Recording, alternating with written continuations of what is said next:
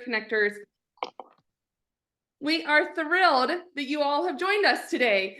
You just heard that this meeting is being recorded. We will offer up this webinar after the event so that you can go back and look at it anytime you would like, as we have done with all of our previous virtual events. So I hope you're ready to take notes and you're ready to move forward because we have a lot of great content. But if you do need to go back and reference the event today, it is going to be available for you. So welcome. What I would like to ask you all to do to get started is to drop in the chat where you're calling us from. So some of you have already done that. Leslie, good morning, and Richard, hello, Robert and Michelle. Thank you for dropping in your information in the chat. So drop where you're calling us from, and then what kind of industry or job that you are interested in. We would love to make connections with you. I would encourage each of you to have a conversation with each other. Feel free to message each other through the chat function. And so the chat bar is on the bottom of your screen, and it is an icon that says chat. You just click on that, open it up, and you'll be able to chat with the people here today. And you can chat to the whole group, everyone, or you can drop down and you can message people directly. You can also comment on other people's messages or, do reactions and stuff. So I encourage you to connect with each other. When we do these virtual events, it's really important that we're able to still connect and network with each other, even though we're not in person and face-to-face. The other thing I'm going to encourage you all to do is to drop your LinkedIn profile URL. And that's another way that we can stay connected offline. So I'll drop those instructions in here in just a minute. But basically, you're going to go out to your browser and go to LinkedIn. And then one of the easiest ways I get to it is I just click on my picture, and your picture will take you to your LinkedIn profile. And that URL up in the search bar is what you want to copy and paste. And you want to copy and paste it like Nikki Dupuy, I think, did. She wrote it in there, Dupuy, the way that Nikki did that. And you can see it's clickable. And so if you click on Nikki's URL, you'll go right out to her LinkedIn profile and be able to connect with her. Good job. Thank you, guys. Thank you for doing that, Karen and Patricia. The next thing I would like to ask you all to do is answer this question in the chat. And if you're going to drop a 1, a 2, or a 3. So we understand who's here today. If you are actively looking for a new job, you're like, hey, I really need a new job. I'm very interested. I want you to drop a 1. Go ahead and drop that in the chat. If you are kind of just dipping your toe in the water, you're maybe thinking about a career change. It's what we call passively looking. Drop a 2. Drop a 2 if you're just kind of like thinking about it, or you just want to see what's out there. Drop a 2. If you are a volunteer or a community partner or part of the Career Connectors team or a coach, a speaker, drop a 3. So a 1 if you are actively looking for a job today, a 2 if you are kind of dipping your toe in the water, seeing what's out there, and a 3 if you are a coach or a community partner or you provide services, something like that. Great. Thank you for this. We have a good mix today. A lot of people are actively looking. We know, hi Tim Stump, nice to see you.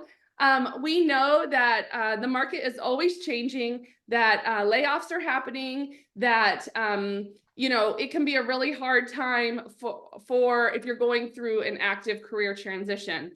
So I just want to let you know you're in the right place today. The people on this call, the support team that are here, many of them have been through career transition in some capacity. And even though the market is strong, the job market is pretty strong right now, even though layoffs are happening. So yes, they can both happen at the same time. Layoffs can happen and the job market can be pretty strong. Those can both happen at the same time. But if you are laid off or if you are going through a transition, to you, it probably just doesn't feel like the job market is strong. And we understand that. We're not in your shoes, but we understand that. And so many of us have been through that in some capacity, and it is a really, really tough time. So I want to say thank you for joining us. You're in the right place. and at the right time. So we are here to bring you resources, hope, and connections today. And our whole goal is to be a place where you can have the next step, that you know your next step to take. When you leave this call today, you've talked to somebody, you've gotten some information, maybe you have some connections, you're feeling hopeful about your job search, and that is what we're here to do to help you with today. So let me go through a couple of the technical components of the event today. If you have questions about any of the talks that are going on, anything that you're thinking about around job search, you can drop it in the chat. We have moderators on the call answering questions. We have coaches, really amazing coaches. I saw Donna Tucker just logged on. She is a phenomenal professional resume writer. If she is answering your questions in the chat, listen to what she says.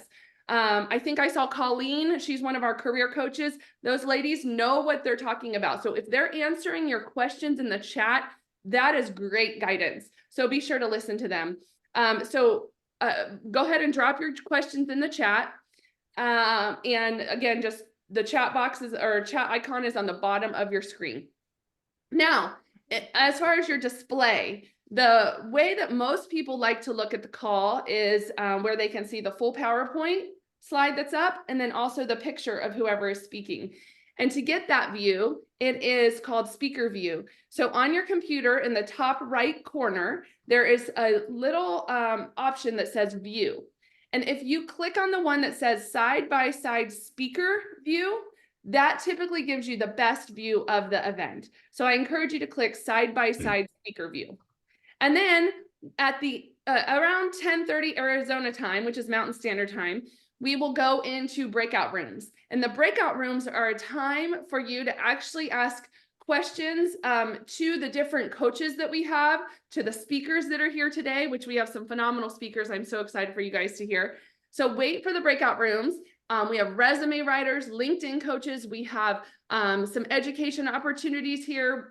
We have an employer on the line today. So I encourage you to stay on the call and talk to those breakout speakers at the end.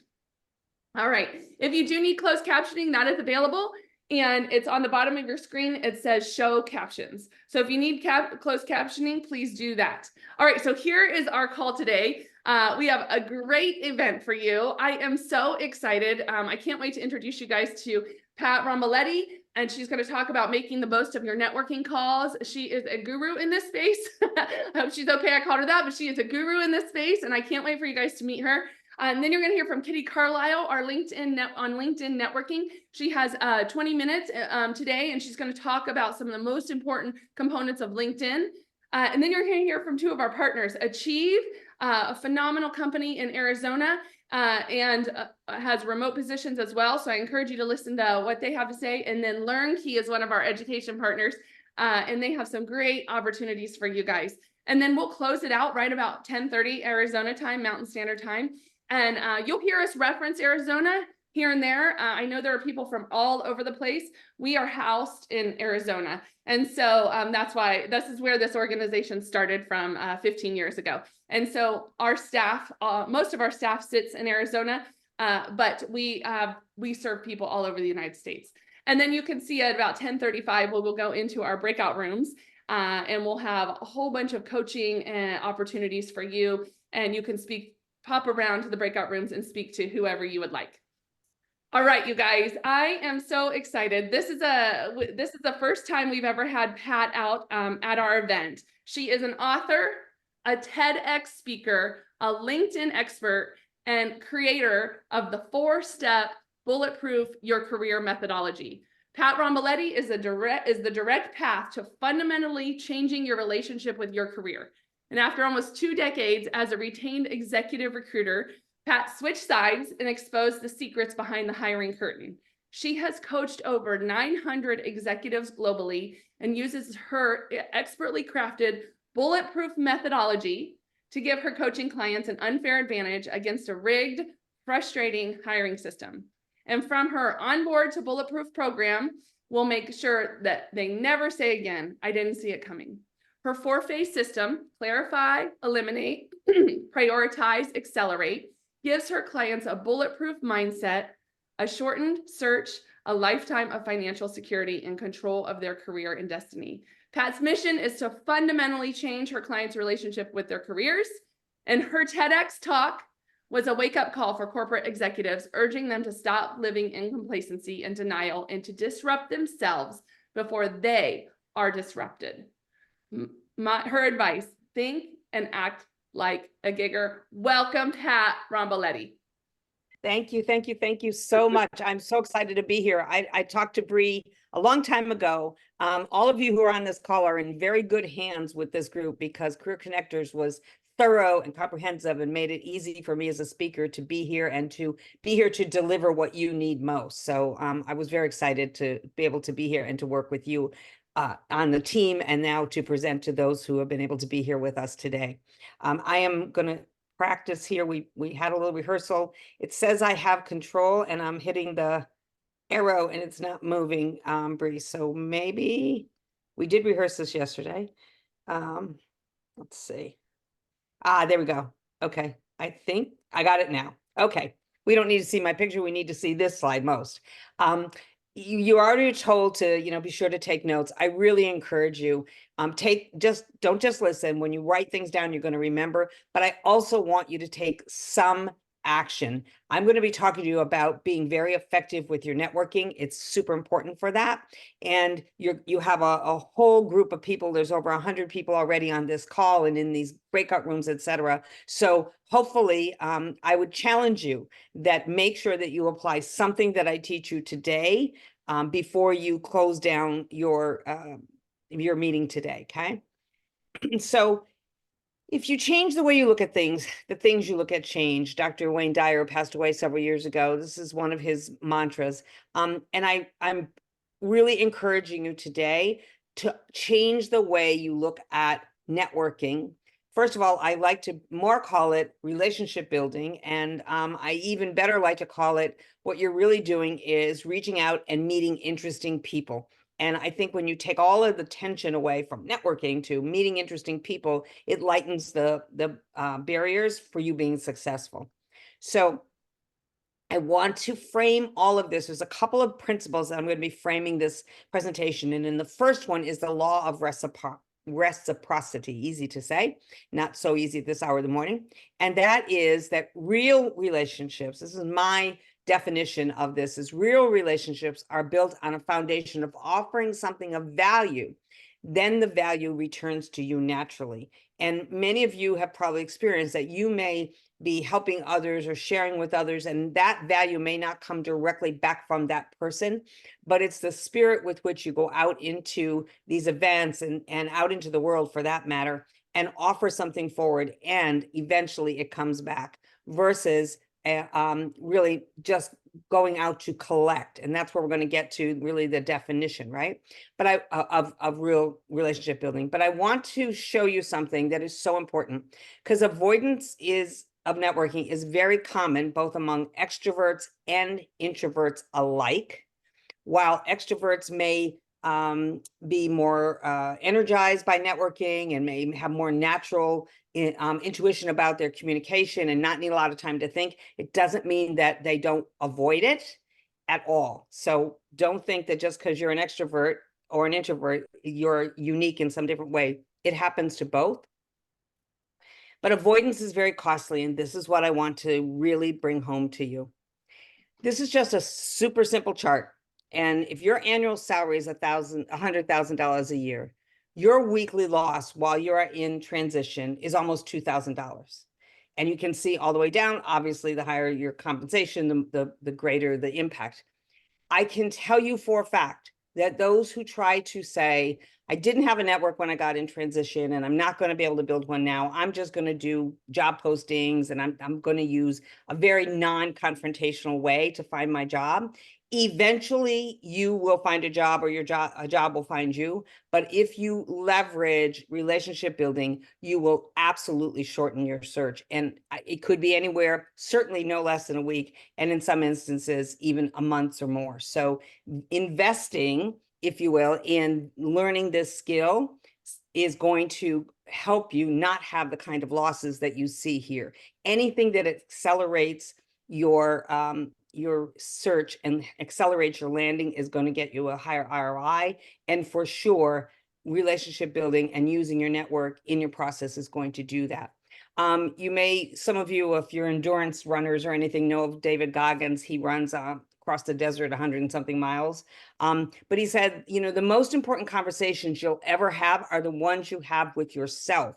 You wake up with them, you walk around with them, you go to bed with them, and eventually you learn to act on them, whether they are good or bad. And I can tell you, one of my biggest components of my coaching practice is mindset, because people's emotional runway runs out usually before their financial runway. And this slide is that you are walking around with the conversations in your head, and we want to make sure that they are positive and conversations that support you. And many of those conversations are about what you don't like about networking, right? But I also want you to know that overthinking is a clever ploy that fear uses to stop you. Why do I bring that up when we talk about networking? I cannot tell you how many people say, well, I want to network, but I wanted to reach out to someone, but I don't know exactly what to say. And you think, I'm just an overthinker, or I'm just a perfectionist, or I'm just thorough. Most of the time, some of that may be true, but what's really operating, and you really need to ask yourself, is it for real that I don't know what to say, or is overthinking causing me to stop? And is that overthinking actually not knowing what to say, or is it coming from a place of fear? For the most part, especially if you haven't had to network, and I talk to people all the time who have had a job for 15, 20 years, their prior boss, pulled them along, or their colleague pulled them along to other roles. They never really had to leverage a network or build a network outside of their little cocoon, what I call a cocoon of connections. And so it's very fearful to do something that you haven't had to do. You know how to do your job. You don't know how to find a job for the most part. And you don't really want to get really good at it. You want to get bulletproof so you don't have to get as good at it. But really catch yourself when you're overthinking, because it really mostly is fear. But good old Eleanor Roosevelt, you gain strength, courage, and confidence by every experience in which you really stop to look fear in the face. You must do the thing you think you cannot do.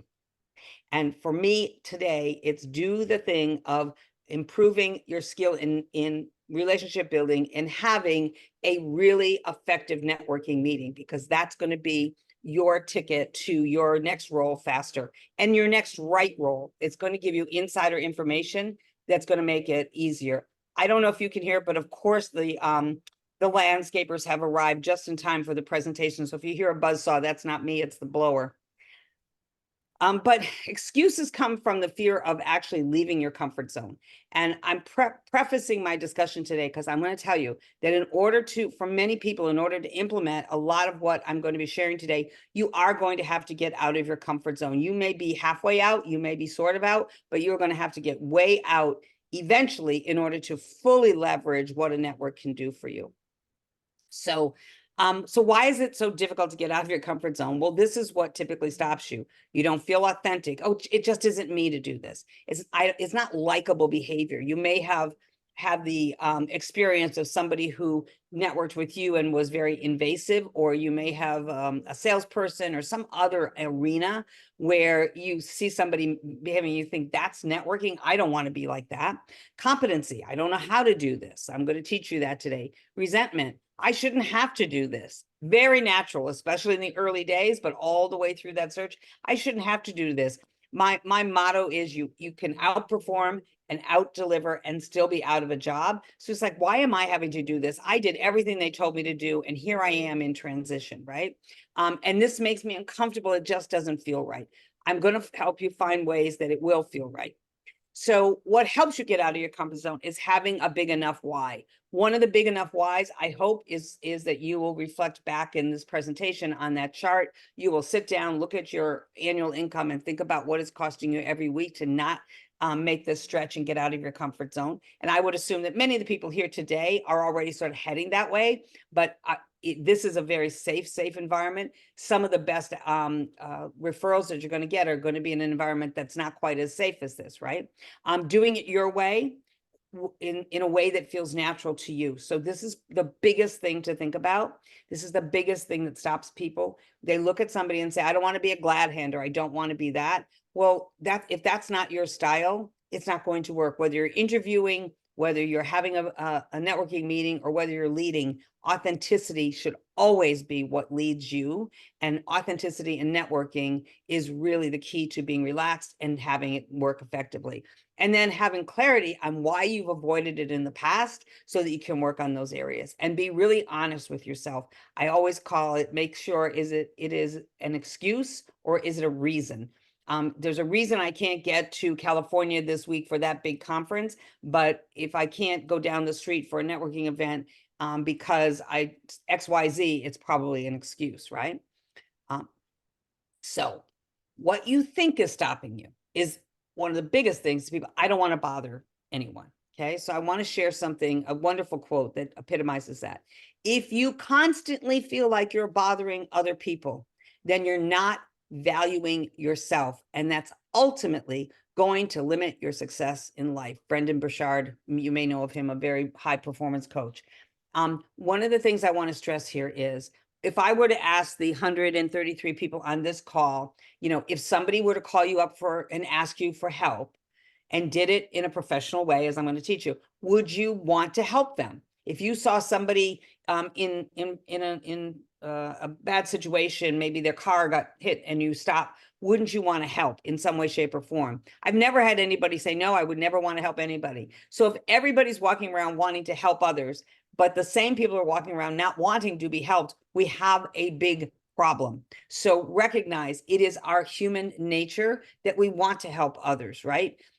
That's why when there's a hurricane or a devastation somewhere in the world, anywhere in the world, that the Red Cross can go out and take up a collection, and perfect strangers from halfway around the world will make a donation, because the human being, as our human culture, we want to help each other. So remember this idea that if you are constantly feeling you're bothering each other, you're not valuing yourself. And that's the really important place to start. So the next one that's stopping you is I'm an introvert. I know that I see Alan and a few other people on this call who I actually know from other workshops and my weekly calls that I do. And this is the thing that I am most passionate about, because whether as a leader when I was in corporate America, and now as a coach, and with all the work that I do with individuals and workshops, I know that for most introverts, the conclusion is, I don't even want to learn. I'm going to get a little bit of that workshop, but I'm an introvert, so I'm really not going to ever be good at networking. And I would passionately tell you that is not true, because you are inquisitive, you like to ask a lot of questions, you find people interesting, and you're not a glad hander. You want to have a few deep relationships. And I can tell you that, again, there's nobody on this call who wants to have, I'd like to have thousands of shallow relationships. Nobody has that on their wish list. It did not become one of their goals, hopefully, for 2024. So the biggest secret of networking is that when you are being more interested than interesting is the way that you break the ice. I have a membership group, and last night we had a long, almost 2-hour workshop on breaking ice and becoming genuinely interested. So it's not just being more interested, but being genuinely interested. One of the people in our membership call last night said, yes, she asked somebody a question to break the ice, one of the ones that we had brainstormed. And the person looked at him and said, do you really care? And she looked back at him right in the eyes and said, I absolutely do care. And I'd really like to hear your answer. And that was, boom, instant connection. So be genuinely interested. So you have to be an extrovert to be a good networker. Introverts are better and more effective networkers.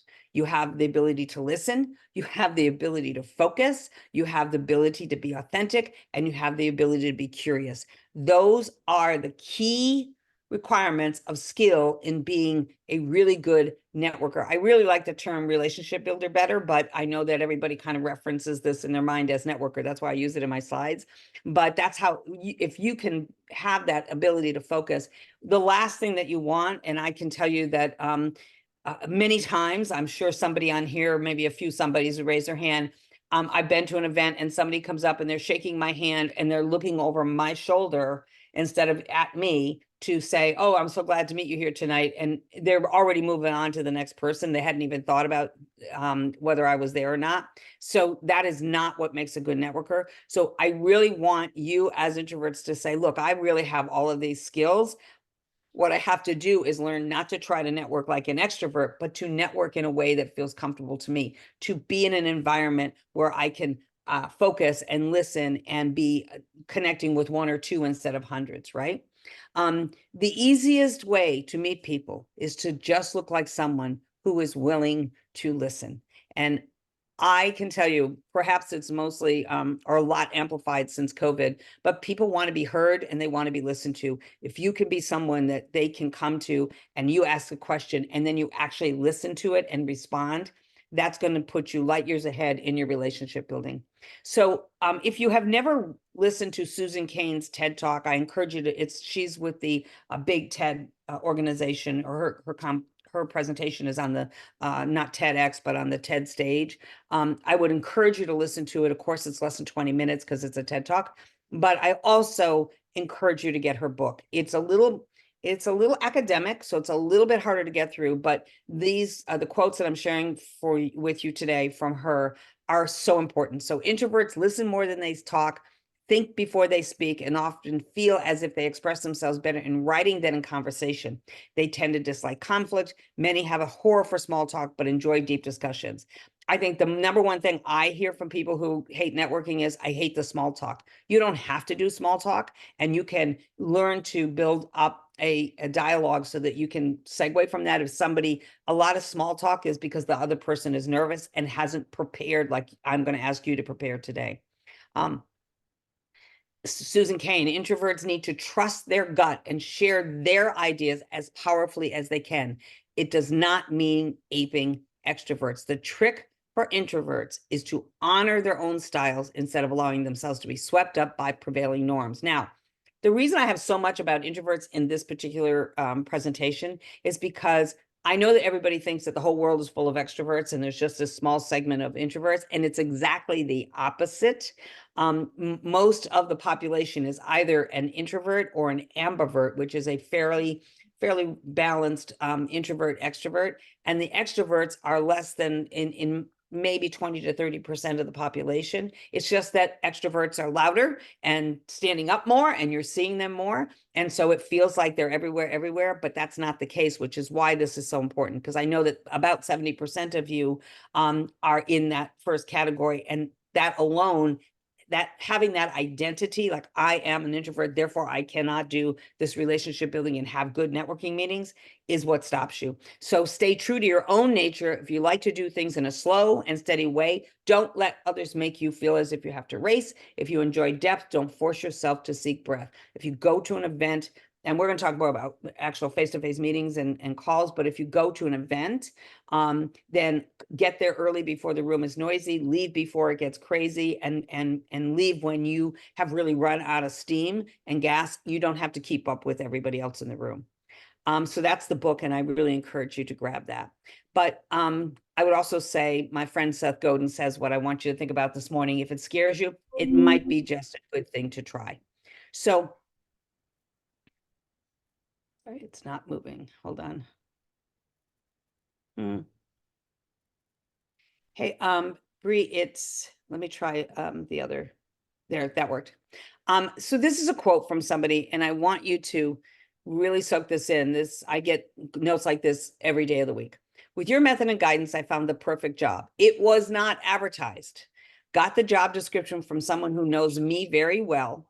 I applied, then found a former colleague on LinkedIn, first connection to me, who knows one of the 8 staff members, first connection to him. So I had the informational interview before the actual interview. The 2 interviews went so well. I followed your advice about think of it as a conversation with a colleague. And so I was calm and focused. It's a great career move for me intellectually and monetarily. And here's the secret. Everybody says I can't find the hidden job market. The hidden job market is sitting out there in plain sight, and it's connected to somebody either currently in your network or somebody that you will develop in your network, right?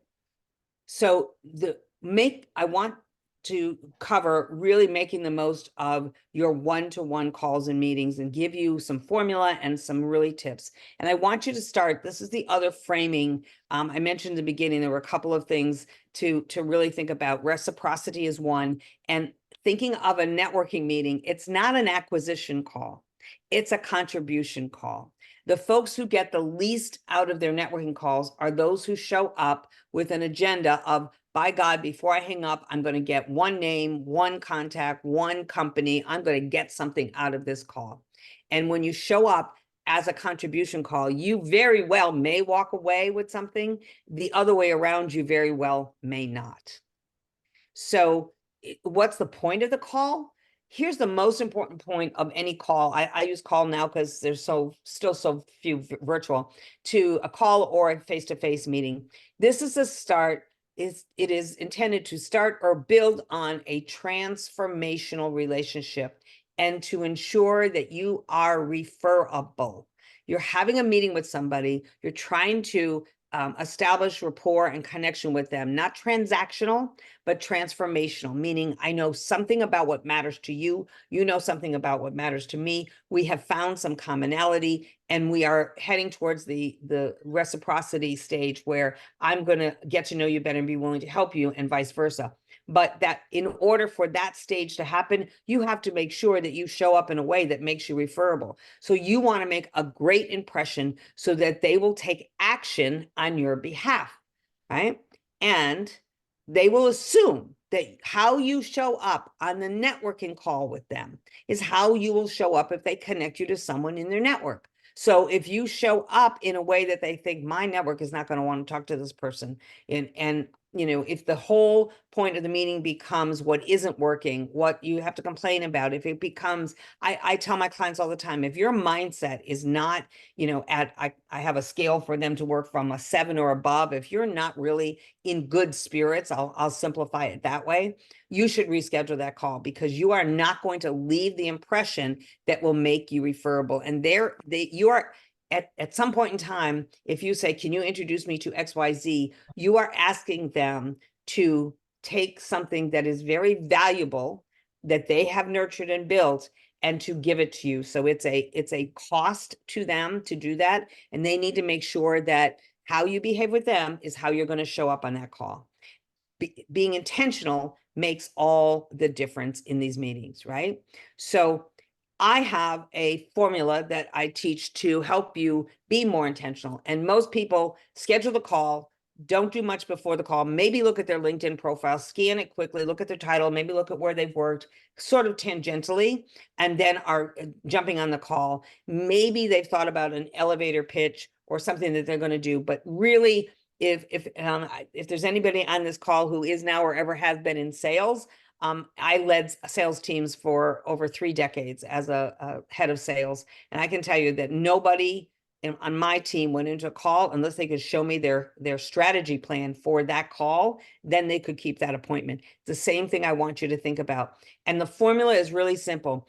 Planning about 15 minutes for preparation, about 30 minutes for the call, and another 15 minutes for your follow-up. Because if you don't follow up, you might as well not have the call. And I want you to understand, you're investing the most valuable commodity that you have, which is your time. You can make more money, but you can't make more time. So make sure that you're making the most of it by the preparation. So step 1 is to prepare for your call, your meeting. And the time invested here, you're going to get better referrals, deeper relationships, and what you're really shooting for ultimately is a lifetime network that works, that 3 years from now, 5 years from now, you've nurtured these connections and you can still reach back to them for additional support or help. So how do you prepare? Clarity is key. You do your homework and be prepared with questions that amplify. The short way to think about questions that amplify is questions that don't have a yes or no answer, but that have something that can be more expansive than that. Be prepared to tell them how they can help you. And when you have clarity, your call will be more productive, and you will boost your referability. And this third point, being prepared, how you can help me. A lot of times people will come and say, well, I don't know. You have to be specific. If I say to you, I need a new car, and I walk onto a car lot and I say to the salesperson, I need a new car. That's not enough for them to really help me. All right, do you need a van? Do you want a sports car? What are you looking for? Give me some specificity.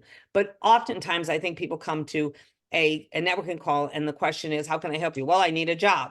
What kind of a job? Well, I need a job in this industry, or I need this, not the specificity and the granularity that you need, right? So in transformational relationship building, you ask questions that amplify rather than those that stifle. So we're going to go just here are some questions that amplify. What are your favorite non-work pastimes? That can open up the door. They say, I like to golf. Great. Now we have a common, if you're in Arizona, they probably like to golf. So there you go.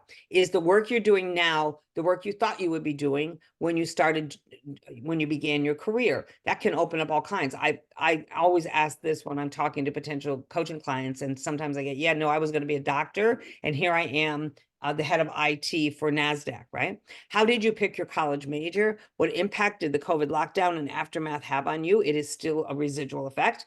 What is the best advice you've ever received? And did you have a mentor early in your career? Last night, in my membership group, we spent breakout rooms and we spent over an hour and came up with, I want to say, maybe 70 questions amongst the entire group that was on. I think we had 80 people. Well, we had more than that, 80 people on the call. So 70 or 80 questions that amplify. And it's a great thing to get into a room and do some brainstorming and say, what can I ask that will amplify this relationship and help me understand something for transformational?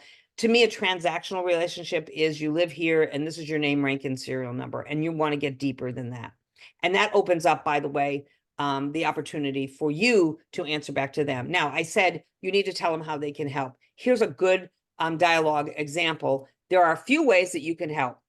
And I want to stop for a second and explain to you that if you're talking to somebody who has not recently or ever looked for a job, they really don't understand. One of my favorite clients, mother told her to just get the newspaper and see who's advertising for a job. It's like, Mom, they don't make newspapers really anymore. So here's a few ways that you can help me. Educate your person. In a job search, introductions are the most important way to land a role. And that doesn't just mean introductions to people and companies that have a job posted. Many jobs are never posted. So introductions to people in my target industry and companies are really helpful. Sidebar hint, you need to have a target industry and companies prepared so that you can give them some, for examples, right? My goal is to land a position as VP of marketing in a company that has a large retail presence. Now you've narrowed in their field. You're not looking for any car, you're looking for this specific one. A sample of my target companies include, or companies like those. I've spent my career in large Fortune 500 companies, so that is my sweet spot.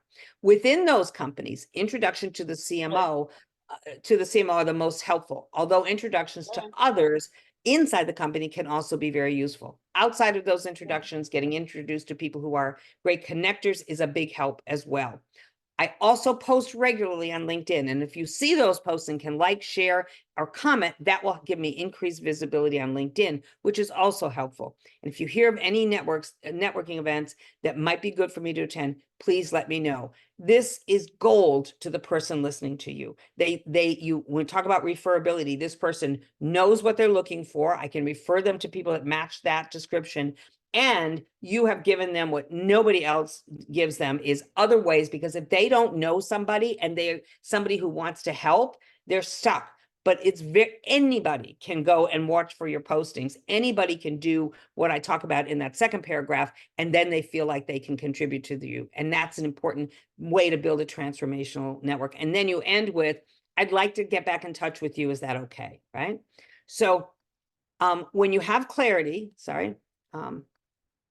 when you have clarity, you will be more confident, crisp, and informative, and people will want to refer you and will want to take your next call. They will not feel like you are wasting their time. So this is a introduction, a few examples of opening introductions, sort of how to introduce yourself in a memorable way to set the tone and grab their attention. I'm the branding and marketing leader CEOs of mid-sized CPG companies hire when new challenges are eroding market share and the future for their company is on the line. That gives them a jumping off point to ask you questions. The second one, I'm the CIO who melds together disparate systems, cultures, teams, agendas, and priorities to produce one united, responsive technology organization that's the engine that fuels growth. And companies hire me to break down silos, build up quality, and take their global manufacturing site from barely able to deliver to world-class partners. I usually walk in the front door when their best customers have thrown up their hands and walked out the back. Now, takes a little imagination, takes a little bit of time. It is absolutely worth it to not be just saying, I'm VP quality for manufacturing. Now you've told them when everything is on the line for either any one of these three, as you can tell, I'm the person that you should be referring in. So prepared for this question, how can I help, which is what we've just talked about. But until you become as willing to ask for help as you are to give it, however, you're only working half of the equation. Keith Ferrazzi, I reference his book here, one of the most important people to talk to. In the call, the beginning, you're building a transformational relationship. The middle, you have the framework for the call now. And the end, you set yourself up for the follow-up, which is so important.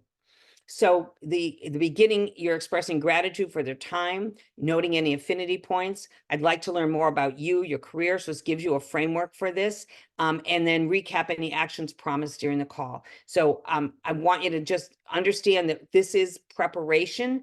And when you start practicing with this, it will be so easy after a few times that you're using it, that it will be just as easy as you know how to start the car and change the oil or anything like that, right? So step 3 is the cultivation. And the cultivation is really simple. You follow up, and you follow up.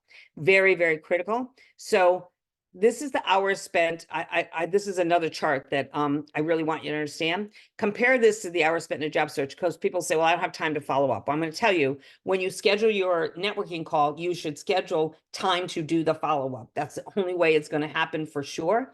But this is if hours per week, weeks per month for the approximate hours per month of time networking, you are looking at 48 hours of invested time over 12 months time. So time invested curating and cultivating a network, compared to the fact that you are spending now 30, 40, 50, maybe more hours a week looking for a job. If you do build a network and curate and cultivate it, you've got something readily accessible that's going to accelerate things for a fraction of the hours that you're spending right now. So how do you follow up and stay in touch? So I've got just a few examples I'm going to float through for you. The sooner the better. Schedule the time when you schedule your call. So this is the follow-up, 10, 30, 15, 30 minutes on the call, 15 minutes of follow-up, approximately. Shorter is better. Don't overthink it. It was great to talk with you today. It certainly sounded like your summer has been a memorable one, which lets them know you were paying attention. Let's keep in touch and be sure to let me know if I can help you in any way as you can continue to settle to Atlanta. So really super simple, but just striking the tone of I listened and I'm here to help you, right? So then when you're following up with them, because you are building a transformational relationship, and because you ask them, what's going on with you, and you ask those questions that amplify. Now, if they mentioned what are they working on? So you do a Google search on that. So they said they're working on returning to the office. They've landed, they're about to land, and there's this whole concern about whether they're going to be able to figure out how to handle this. So here's an article that you found, and you send that to them. They've said that they're an avid reader. So you search on the best business books to read in 23 or 24, the best historical fiction, if that's what they've said, because you're building transformation. That's the message I'm trying to send here. Or even better, recommend a book that you just finished reading. Say, I just finished reading Atomic Habits. It's an amazing book. It's one of the most popular books ever written. You probably would like it. And it's really helped me in my timing for my search and my confidence, right? So another way to reach out. Some people get really blocked about how do I send. Did they say they rather listen than reading? Okay, so search on podcasts for people who love to cook. If they said they also love to cook, here's the results Plant to Eat blog, or send them a review of the newest restaurants in their city. This takes getting out of your head and into your heart. Instead of being in your head and overthinking it, you get into your heart and say, they really like to cook. They really like to listen to books. How can I add value to them? And that's going to simplify the follow-up process. Who do they work for? If you're talking to somebody who is currently employed and they've been willing to meet with you, send them an article about a competitor with a simple note. You probably already saw this, but here you go. How do you easily find something like that? You take your top folks that you're networking with and you set up Google Alerts. And if you want to know how to do that, it's a meta. You go to Google and it says, this is how you do Google Alert. Set up a mailbox rule so the alerts go directly there. And then when you're ready to follow up with that person, they work at XYZ company, you've got something in there and you can share that with them. Everything is sort of, in my world, I make systems for everything, right? And if you want to be really good at this, that's what I encourage you to do as well. Did they say they were thinking about learning more about obtaining an executive program or digital marketing? Tell them, send them a note and say, hey, I want to introduce you to somebody. Your other connections are such a valuable thing to follow up with. I want to connect you to this person because they've just done this. I think you can help each other. I do this all the time. Did they say they were thinking about learning more about AI or other professional development? Here's search on AI. How is AI helping return to office? Here's an article, or introduce them to someone who you know is an AI, which is just about everybody these days, right? Did they say they were thinking about learning about PMP certification, right? So there's just looking that up. What I'm trying to share with you is it takes a little bit of effort, but the return on that effort is ROE is amazing. And you're showing that that is reciprocity and adding value. And it's particularly important because a lot of times folks who are in transition say, well, I'm meeting with people who are employed. I don't know how I can help them. There's a whole repertoire of things that you can do that will help them, right? So here's what I want you to understand, that just having a call won't do the trick. You must have a powerful networking call. If you're going to invest the time, do it with this preparation. But to have a powerful call, you must prepare for the call. But preparing for the call and having a powerful call still won't do the trick. You must follow up and stay in touch. That is a winning formula. And I can tell you that most people, even if they do step 1 and 2, they're going to fall off a cliff of really having a network that works if you're not doing the third piece of this formula. So the immense benefit of staying connected after you land in a new role. This is staying connected. So I love James Clear. Keeping the habit alive is powerful act. It's easier to stay in shape than to get in shape. It's easier to keep a house clean than to get it clean. Many days it may feel like you are treading water, but maintaining your progress saves your future self a great deal of work. Meaning, you take the top folks in your network, and when you land, you don't put your head down and ignore them, because you cannot keep reactivating that network. You have a system where you stay in touch with them in some way, shape, or form. And this is really the simple formula for deep relationship building. You make a contact, you have an initial follow-up, you add them to a tracking system, and then you schedule your follow-up dates. And in here is just a quick way for you to assess your network. Is 1 being, I've never really built a network, or I've lost touch with my network, all the way up to 10, I've maintained contact with my network. If you are not at an 8 or above, you really want to dedicate some time to this. The ROI on this versus what many people spend time on in a full-time, especially in a full-time job search, or the ROI on this when you've landed and put your head down, and then you get the surprise of yet another layoff, and you're not ready, because you can outperform and outdeliver and still be out of that fabulous new job, right? So, sorry, on a scale of 1 to 10, I want you to evaluate where you are, and then what is one step you can take to move closer to moving it up? What do you need to do if you're not at an 8? What's one thing you can do, which could be reaching out to somebody here today, and even just having a conversation about the formula that I just shared and how you might apply it to your search and to yourself, right? So start by getting out of your head and into your heart. That's where all the magic happens. All of the best memories we have in life have come from our heart. They don't come from something we remember in our head. So start where you are, build where you can, make this a priority, be intentional, and you will reap the rewards. So if you're sitting here saying, I'm not even close to this, start where you are. Start making the movement. And if you know you're halfway there or you're there, then double down on using the formula, double down on making sure that you follow the rule of reciprocity and that you are referable. So Don't just listen, don't just take notes, take action, do the homework, which for me today is simply do one thing in this in this arena today that you learned from this that will help move you forward. And then in the back, I have, let me just one thing. Once you perfect the art of not letting discomfort stop you, you will grow further faster. You will be more creative and resourceful. You will interview better and you will lead better. You will have mastered the art of consistently stretching yourself, and you will have less to regret and far more to celebrate. I believe this from the bottom of my heart. And then in the back here, I just have some book recommendations for you. Very much classics. This book is 80 something years old and it's still on the bestseller list. Keith Ferrazzi is a really known genius in this area, as is Adam Grant with his book Give and Take. And then just a few others. Dig Your Well Before You're Thirsty is a classic. This gentleman is probably in his late 80s, but really fun and resourceful way of how he keeps in touch with people. The Go-Giver and Who's Got Your Back, which is another Keith Ferrazzi book. So I encourage that. And then, getting out of your comfort zone is a big part of this, and being a little bit scrappy is a big part of this. So I hope, and then I have my contact information. I'd be happy to connect with you on LinkedIn.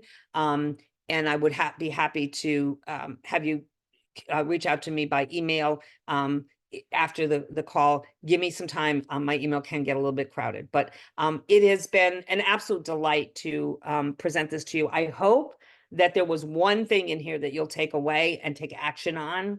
I really can tell you that it will make all the difference in the world, and you'll be sending emails about that hidden job that nobody else knew about, and you got in like Flynn because of the network that you build and being referable. So thank you, thank you, thank you. Awesome, Pat. Thank you so much. I do have a follow-up question for you, but I first want to ask everyone on the call to think about one thing Pat said today. She gave us a lot, but think about one thing Pat gave us today and that you're going to take action on. Think about that and drop it in the chat. I'd like to know some takeaways by some people. Remember, nothing will happen if you do nothing.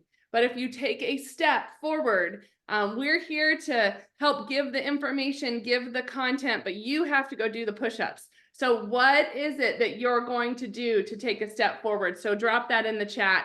Pat, I think I saw an email this morning, or maybe it was yesterday. Do you have a follow-up call happening where people can join? Is there something tonight? Yeah, I for 5 years, it's going on 6 years. Every single Thursday night, I do a Zoom call. There are anywhere from 500 to 700 people on the call. During COVID, there were 950. Wow. And I do a different topic. Tonight's topic is about recruiters. The call starts at 7:45 Eastern time. It is absolutely free. The chat is open and downloadable, so people do great networking in there. And as I said, I think we are almost up to 300 weeks nonstop, except for Thanksgiving.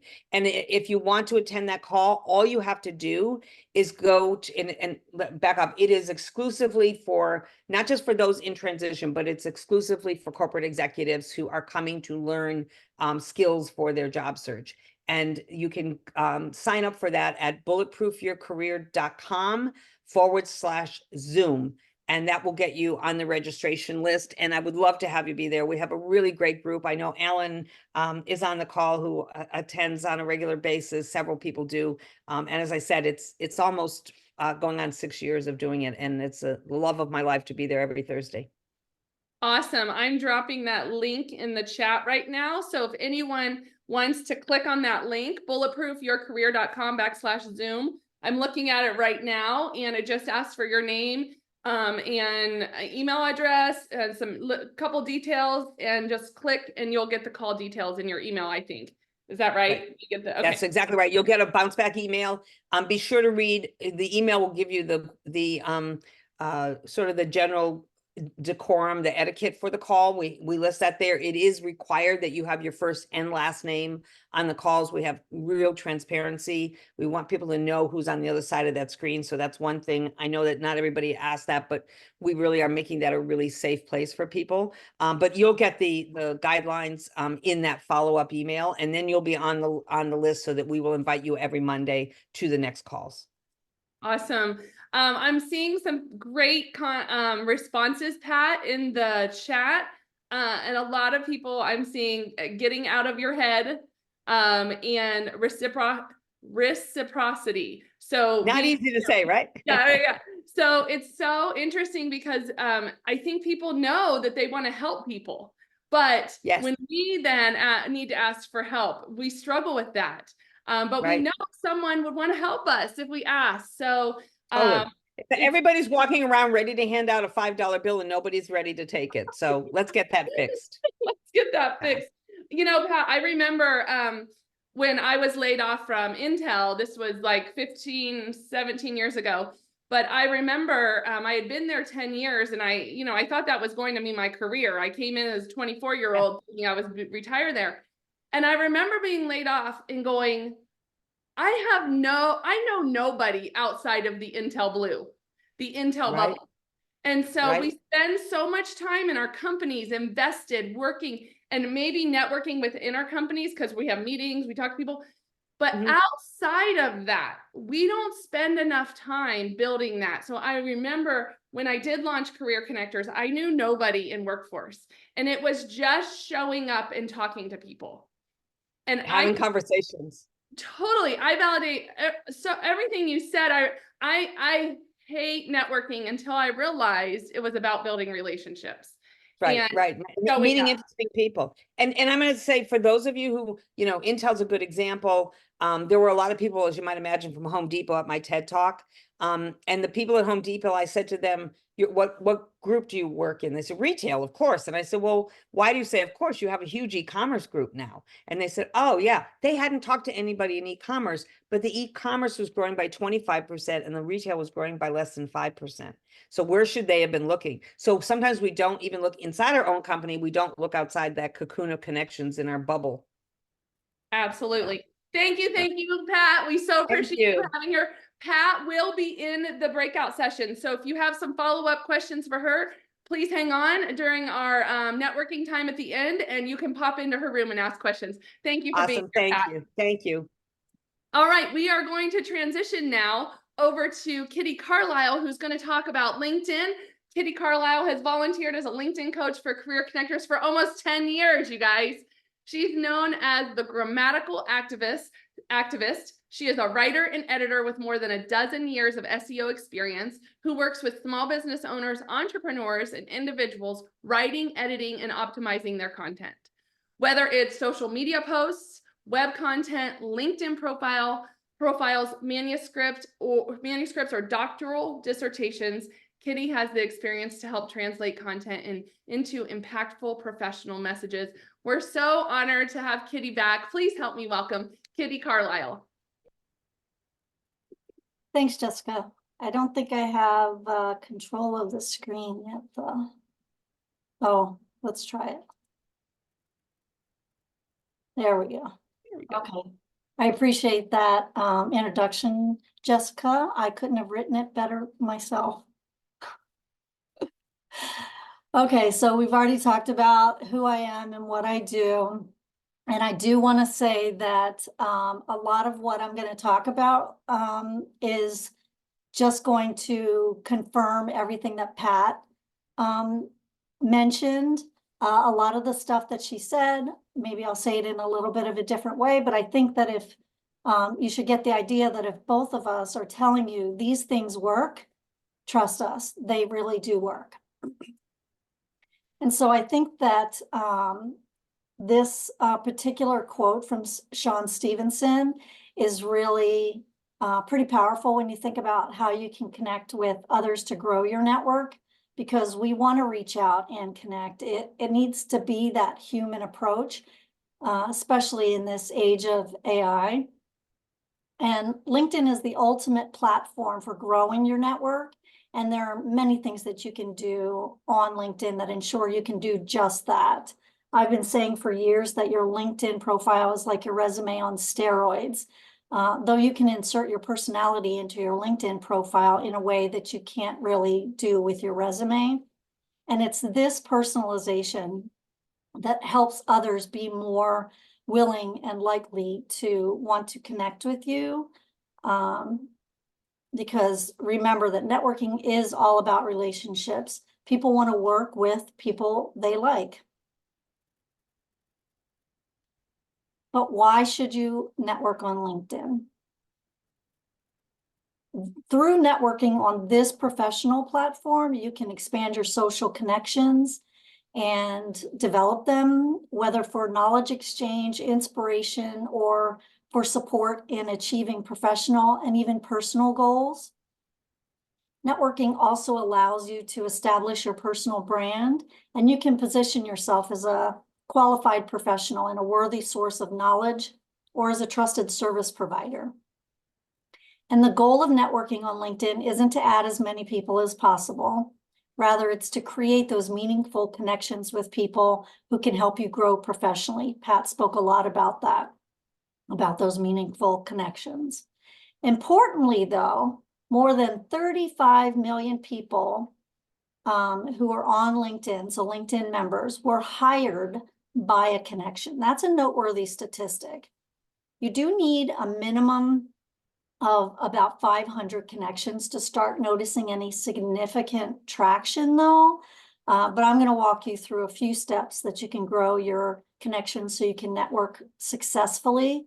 And Pat's already mentioned a number of really great actionable steps as well. So here are just 6 steps to establish connections. Complete your profile, identify connections, personalize invites, saying hello, engage in LinkedIn groups. I'm going to go into more detail about each of these now. First things first,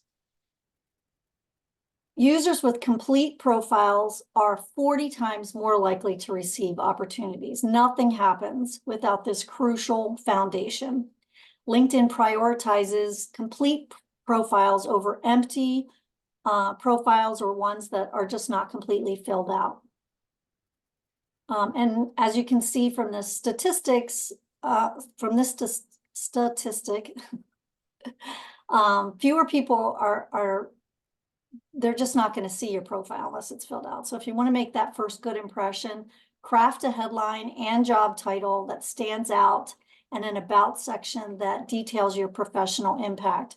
I actually have an hour-long presentation on creating and optimizing your profile. So trust me when I say that this is just the tip of the iceberg as far as completing your profile goes.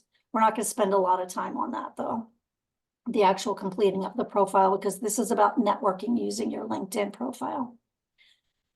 So next on the tips is to identify the people that you want to connect with.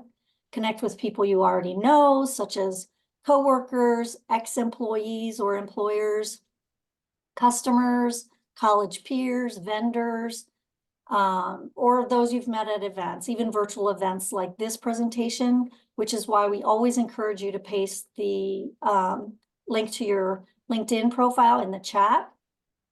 Reach out and connect with people you've lost touch with or haven't spoken to in a while. Maybe you worked on a project with them in the past, or you've lost touch. Maybe you worked with them, or that you're looking forward to working with them, but send them a LinkedIn message addressing the pause if you worked with them before, and then address that pause in your relationship along with the request to connect. There's also a people you may know feature on your profile page, and on your My Network page and your profile page, there's a people you may know section, and it allows you to connect with people that LinkedIn is suggesting that you may know or you want to connect with, but it might be people that you've missed you know, that you're unaware of that even have a LinkedIn profile. And they could be in your industry, the company where you want to work. That's a great place to find people. You can also, of course, use the search box and identify location, company, all kinds of filters that they have. And then send connection requests to an employee, manager, recruiter, or company representative that works in your specific field and can possibly help you get hired for your desired job. Just don't start bombarding them with job requests though, or they might just disconnect from you. Introduce yourself, be specific about the goal of the message, and mention the upsides that you've heard about working with them and their workplace. But keep that message short and to the point. It shows that you respect their time. And you want to draft a custom message. Personalize that in that connection request with a sincere question or statement or genuine compliment, but keep it focused. There's a 300 character limit to work with, so you do have another way to insert your personality, because remember that personalization is key. Never send generic, boring messages to potential connections or recruiters like, I want to connect. It's not just what you say, but how you say it that will help you connect with other people. It's that personalization that I mentioned in the beginning. You want to set yourself apart. You want to stand out from those merely sending connection requests without a message. However, with that said, LinkedIn has now severely restricted the number of personalized invitations that can be sent unless members upgrade to a premium account. So you may have already found this out. When LinkedIn makes changes, they roll those changes out, so not everybody has those same options at the same time. And during events like this, you know, we're all just about putting our link in there, sending out those connection requests, and then just accepting them. That's perfectly acceptable. Okay. And then by saying hello, what I mean is sending the occasional check-in type of message once you're connected. And that's a great way to network with people. So you let connections know that you are looking for a new career or a job and ask them to keep you in mind. Just don't badger them, once again, by continuing to send a message that you're in distress, or they may just file your SOS messages under same old stuff and not respond, especially if they're a recruiter. You can refer to something they've posted or ask questions about industry topics or their company so that they know that you're genuinely interested. These are relationships you're building, and networking doesn't stop once you're connected.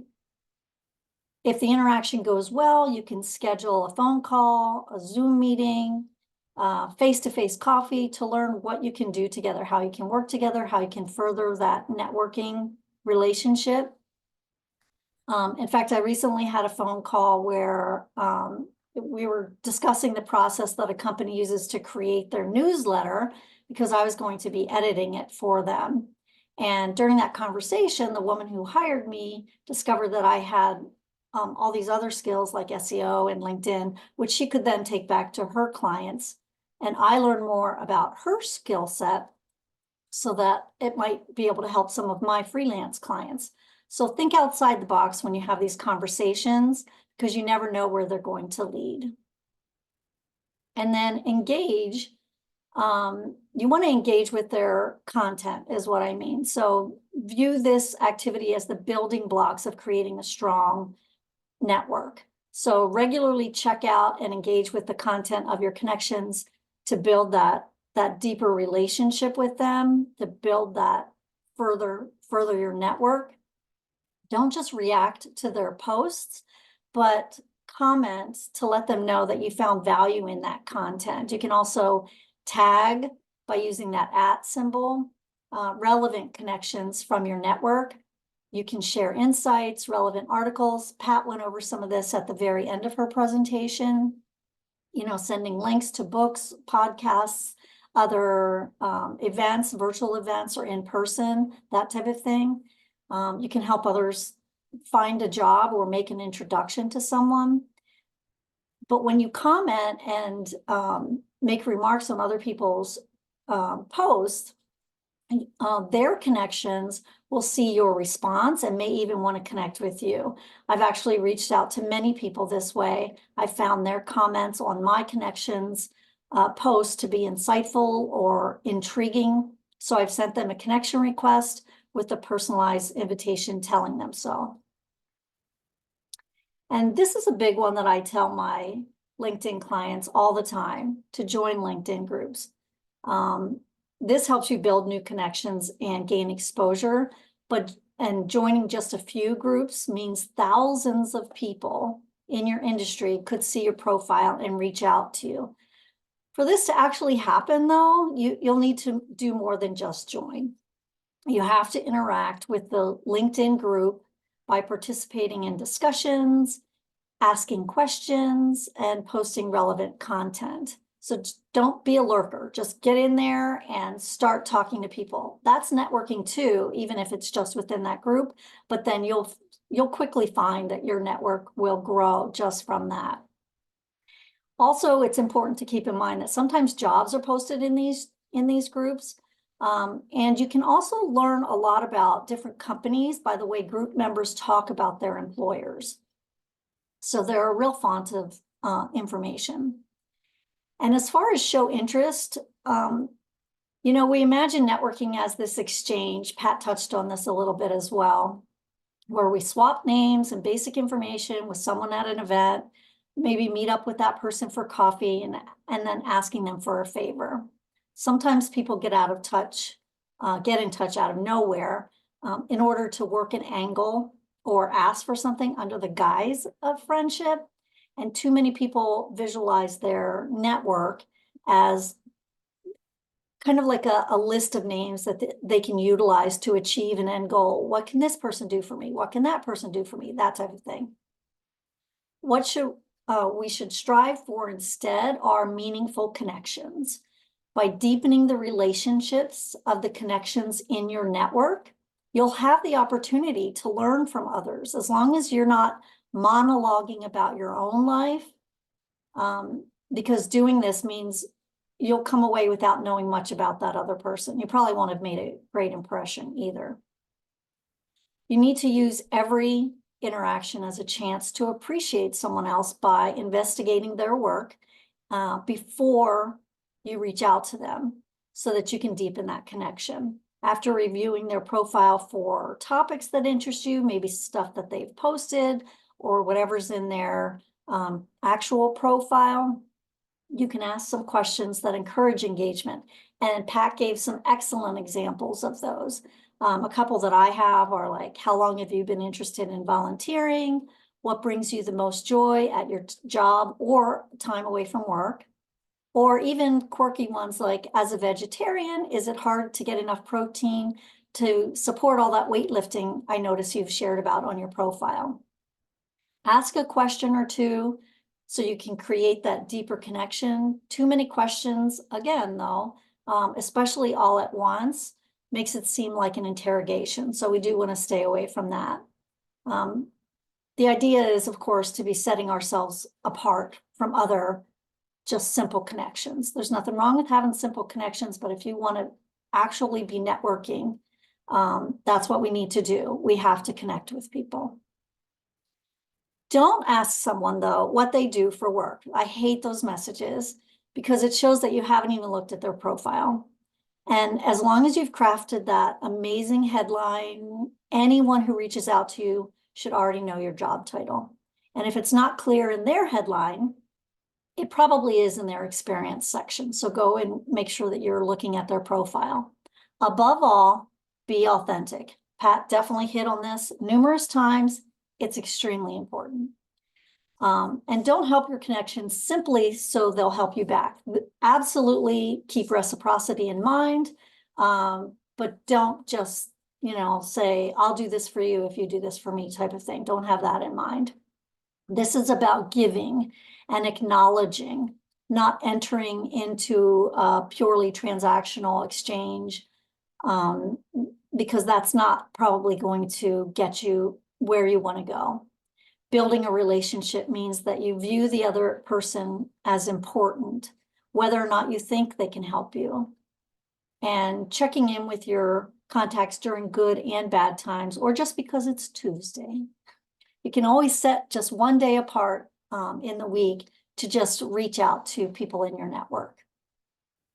Offer them opportunities, ask them if you can do anything for them. We already mentioned about the share links to other resources, but what about upcoming events or workshops? Like, we didn't know about Pat's necessarily until that was mentioned at the end. So, you know, posting about that kind of stuff and then sharing it on your page, that's a great way also to grow your network. And if you haven't reached out to a contact for a while, why not say hello without a goal in mind? Just checking up on you. You know, how's this, you know, housing market treating you if you're a real estate agent? Things like that. This keeps you top of mind if they do think of an opportunity that might benefit you. And this Brene Brown quote, I define connection as the energy that exists between people when they feel seen, heard, and valued, when they can give and receive without judgment, and when they derive sustenance and strength from the relationship. To me, it's all about feeling acknowledged and acknowledging others, which is key. When there's no agenda attached to your efforts at networking, people are more likely to like you and want to work with you. So here's my contact information. I'd love to connect with all of you. You can follow me on my Facebook page as well, but LinkedIn is definitely my favorite platform. Awesome. And I look forward to talking with anybody who goes into the breakout room, because I'll be in there as well. Awesome. Thank you so much, Kitty. So she gave you guys a lot of good steps to take with LinkedIn. If you're not utilizing it that way, I encourage you to do so. I love that she backed up the networking talk with actually the messaging to send and steps there. So if you have additional questions for her, she will be in the breakout session and available to chat and to talk to you about your actual LinkedIn profile. Thank you, Kitty. We appreciate you being here. All right. So next, I'd like to introduce you all to Julie Sowers. She is the Director of Operations for Onboarding and Payment System, or Payment Operations for Achieve. Julie, welcome to the event today. Thank you so much, Jessica. I appreciate it. So good morning, everyone. My name is Julie. I'm the Director of Operations overseeing onboarding and payment operations. And I've been with Achieve for over 16 years now. And I'm honored to speak with you today about our amazing company, Achieve. Not only are we here today to talk about career networking, but I also want to talk to you about the fact that we can be a resource to help you as you manage your debt through job searching. So just quickly, a little bit about me. Like a lot of you, I went through a period of time where I was searching for a job, and it impacted my ability to manage my debts. So one of the reasons I'm so passionate about the work that we do is because I'm not only an employee, but I was a client. So you'll hear me talk about helping the everyday American. But who is that really, right? Who is that everyday American? It's you, it's me, right? It's all of us. It's people just like us who need to help going from barely surviving to thriving, right? And that's what we do. So who are we, right? Achieve is the digital personal finance company built to help people. Next slide. Who do we stand for? We help everyday people achieve their money goals because we know it's not just about money. It's about all of us achieving our fullest and most rewarding lives. Next slide. Our mission. Our mission here at Achieve is to empower people to move forward on a path to a better financial future. And our next slide, please. Go quickly. And our numbers do speak for themselves. So we have helped over 1.5 million members in the last 20 years settle over 17 billion. That's billion with a B, not M with, not million, but billion worth of debt. And we've loaned 10 billion worth of consumer loans. So we've really been able to help folks out there. And we do this with a pretty small, incredible, but mighty group. We've got 3,000 people. We're headquartered in San Mateo, California, but we have our largest hub in Arizona. And we do have remote workers throughout the United States, most in Texas and in Florida. Next slide. Thank you. And we have an amazing and diverse, strong leadership team that keeps us on the path, making sure that we keep the heart and dollar sign within our core values. We know that when we put our heart into it and think about what's best for our members in everything we do, the dollar will follow. We've always had that as our #1 mission and goal. Next slide. And you can see this today through our current core values. We care for everybody. We get better every day. We're huge on collaboration. We collaborate with everyone because diversity of thought and experience is critical in making future decisions. And we act with integrity through everything that we do every day. Next slide. Our awards really show that we care and that we are here for you, all doing the right thing every day. We have won Best Places to Work 3 years in a row in the #1 spot. I was there about a month ago or so, and we got that award. That was really great. But we also have Healthiest Employers, Largest FinTech Company, Corporate Philanthropy. They're just a few of the awards that we've received. We have a variety of products that we have to help our clients, including home equity loans, personal loans, debt resolution, which is the program I went through that was so helpful to me. We've got lots of apps and tools and resources out there as well for our members. And we're always looking at future products and services to help keep people on the right track. We are the leader in digital personal finance, built for people just like you and me, who are trying to get ahead, offering personalized solutions, digitally enabled with an empathetic human touch. And that puts our members on a path to improve their finances over time. If you want to learn more, please visit us in our Achieve breakout rooms later today. The QR code on the left will take you directly to our achieve.com website, where you can view all of our different products that I just talked about, loans, debt resolution, etc. And the QR code on the right, that will take you to our careers page if you have interest in joining our talent community, receiving jobs alerts, and exploring what job openings we have.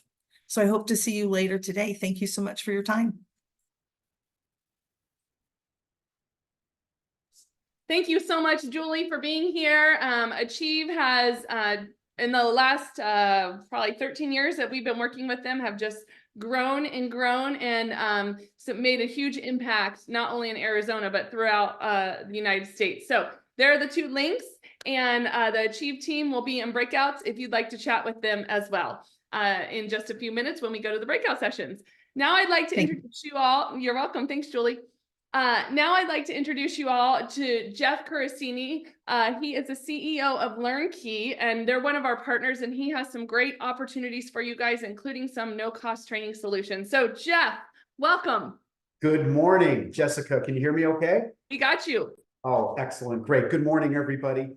We are super excited to partner with Career Connectors, and I'll get into that in a little bit. But first of all, listening to Pat and listening to Kitty, I think the same thing applies for learning, is really having confidence and getting that confidence, whether it's out when you begin to start networking. The LinkedIn profile discussion, I thought, hit it right on the spot. The level of engagement, how you want to engage. And when thinking about it, and when I get to attend these sessions, it's exactly the same way when you're thinking about, maybe gaining more skills or actually upskilling what you have. It's how do you build that confidence, right? To do that. And in today's job market, there's a lot of opportunities to do that. But then it's a matter of, right, how do I get started? So these are some of the things that I'm really, really excited to talk about as our partnership with Career Connectors. And what I'll do is I'll go ahead and I'll get, if you can go ahead and move it forward, Bree, I'll talk a little bit about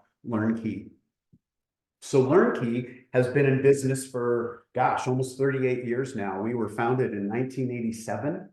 And we were one of the first companies to ever start doing courses published in video. And throughout the years, it started way back in 1987. It wasn't online, right? It was all done through oh gosh, CDs. Actually, CDs started in the early 90s and putting them out on there. And then LearnKey was also one of the first education companies to actually start producing courses and putting them on the internet. And today, we're very focused in upskilling and really focused on those jobs, those first level jobs that people can get. We've got probably over 300,000 students and learners a year that take LearnKey courses, whether it's through a higher education, a college, a university, a high school, a middle school. And then we also work very closely with those folks and those companies that are looking to either upskill their employees or counselors that are looking at doing vocational rehabilitation and working with learners that want to improve their skills. And so one of the things that's probably our secret sauce is that we really focus on, scenario-based learning, which gives people the opportunity to see it, to hear it, and then the opportunity to practice it. So most of our courses are very, very robust with pre-assessments, post-assessments. They come with video-based training, also coupled with projects, workbooks, lesson plans that can be utilized in schools, facilitation guides that can be utilized by companies. And then we work very closely with employers to make sure that we're always in the know what kind of skills they're looking for, as well as a lot of folks that take our LearnKey courses and gain certifications. We will also help them look for a job. So really, really super excited in being in this space. And right now there's some exciting times because things are definitely changing. One of the things that we learned in the last couple of years in talking to employers is that they're looking to get people upskilled and they're looking to do it quickly.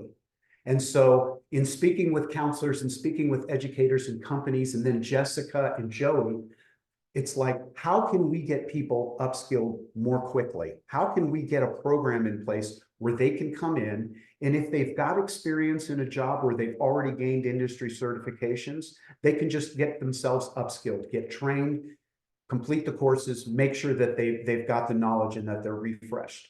Or if they're looking at maybe entering into another type of a job or another type of career, what are some of the certifications that map to that career that will give you the skills that you need? What is the value? What's the difference between getting upskilled and certified? I'm going to go through a lot of this in the breakout session. So I'm super excited to share it in a little bit more detail there about what the opportunities are in this upskill academy that we partnered with Career Connectors to offer folks. And it's specifically available. I'll go through those. There's like over 20 different career pathways that you can take advantage of. Like I said, whether or not you have experience in that career or you want to upskill yourself in some specific topics, I'll be happy to go through that with you. And then to give everybody an opportunity in the partnership with Career Connectors, there's two things. No better way than to give you and let you take advantage of an offer that we have on two important topics right now in the industry. And one is cybersecurity, how to protect yourself, or if you're working for a company, how to protect your organization. And employers are looking for that. They want to make sure that people coming on board have the A, B's, and C's of making sure that your information and your data is protected. And then we've also got another course, and both of these are probably they're between 45 minutes and an hour. One is called Building Trust and Credibility, because that's another theme that I hear when I attend these Career Connectors events, which is amazing. That is so important whether you're job seeking or whether you're in your everyday life. So I'll talk about more of this in detail in the breakout session and talk more about this offer that gives you free access to these courses. Thanks, Jessica. Jeff, we so appreciate you and your guys' generosity to offer these training sessions at no cost, and then people being able to upskill in other areas. Thank you so much for being here today. I appreciate it. All right, you guys, I'm going to just go over a couple last things, and then we're going to move into the breakout sessions where you can network and get some additional guidance. If you do have any feedback for Career Connectors, the program, the processes, please send us an email. We would love to hear from you. We're always looking for testimonials. We're relaunching our website. It'll be live probably in the next 2 months. We're right in the middle of it right now. And we are collecting testimonials for that. So if you are interested in sending a testimonial to us, we would love it. So contact@careerconnectors.org is where you would send those. And then there's some additional resources we have. So after the call today, you will get an email. And on that email, we'll have the link to the webinar this webinar that you're on right now. It usually takes 12 to 24 hours for it to download and then to upload. And so it's not live right away, but as soon as it will be live within the next 24 hours. You will get an email. It'll have the link. It'll also have a link to the DISC assessment. The DISC assessment is a free tool for you, free to us to give to you from Top Talent Consulting. And it's a 24-page assessment that will tell you about your communication style, your ideal work environment. And there's a whole bunch of other interesting things on there that you can actually pull and utilize on your resume and for your interviewing as well. So it'll take you about 10 minutes to take that assessment. Again, no cost to you. We are connected all throughout social media. And so connect with us. And our LinkedIn group is very active with employers and coaches and content and information. So I encourage you to join us out there as well. Thank you to many of our partners that are here today and that continue to support Career Connectors. You're going to hear about the Resume Writers and Coaches Association. Many of them are on the call today and are available for you to talk to about your resume. I would also like to thank Best Companies AZ. They're on the line as well. Yep, did Jenna just post? Yep, Jenna just posted in the chat some information. So Best Companies AZ, Best Companies USA, they offer awards to the best, most admired companies. And so the people that they work with are award-winning, great places to work, most admired companies. They've won awards like the ones you see on your screen right now. And they represent many, many jobs for these companies. So Jenna is going to be in the breakout session. Here are some of the national award-winning companies that they work with to help refer candidates to. And so if you would like to learn anything more about the companies listed here, Jenna will be in the breakout session. And these companies offer in-person, hybrid, and remote opportunities. And so feel free to go talk to Jenna in the breakout session. Thanks for being here today. All right, here's a couple upcoming events. We do have an in-person career event. If you are local to the Phoenix area, this is our Avondale Career Expo. We have right now 24 companies are confirmed at that event. And so if you live in the West Valley or in that Avondale area, please join us. And that event is on February 22nd. And then our next virtual event is March 7th. You guys, this event is one of our most requested events, and we do it twice a year. This is our Red Hot Resume panel. This is with 3 professional certified resume writers, some of the best, and we have a conversation in an interview style on what to include in your resume, what not to include, some tips, how to get through the applicant tracking system. So as I've been talking to some of you offline during this call, you're telling me you're applying for 30, 40, 50, hundreds of jobs and you're not hearing back. This conversation helps navigate how to get through the applicant tracking software. So that's a great call. And then we have another one, career satisfaction. It's not just capacity, but fit. Are you going after the right career? So every month we do a virtual call, and then we also do additional events throughout the year. So we would love to have you guys join us if you are still looking at that time. Thank you to all our volunteers. We have some great volunteers today. In the breakout sessions, they will be available. And these are professional certified coaches that we would love for you guys to spend time with.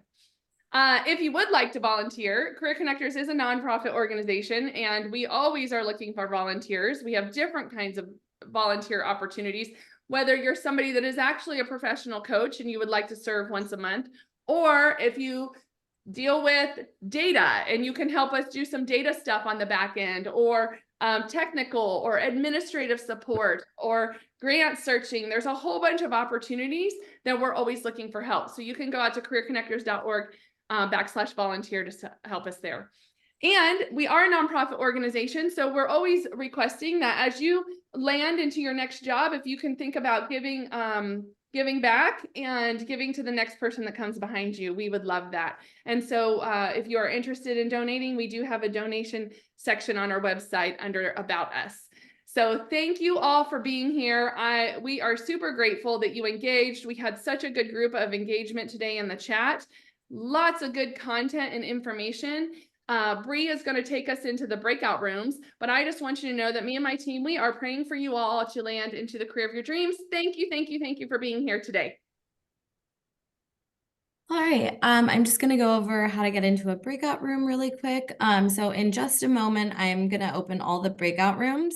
So you'll see those live, and then you'll just go to your toolbar on Zoom. You'll be able to see a list of all of the breakout rooms.